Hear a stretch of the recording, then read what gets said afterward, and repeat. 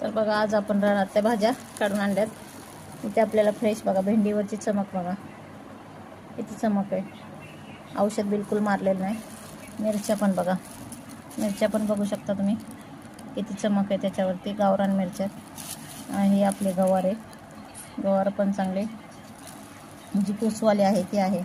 इथे घोसाळा भेटलाय, चानाचून आहे, इथे कांद्याची पात आहे, पालक आहे, इकडे आपण कणस आणलेत खाण्यासाठी।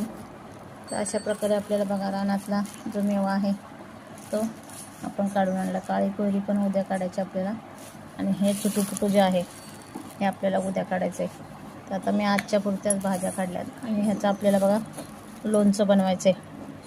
तर लोणचं बनवल्यावर नक्की तुम्हाला दाखवेन।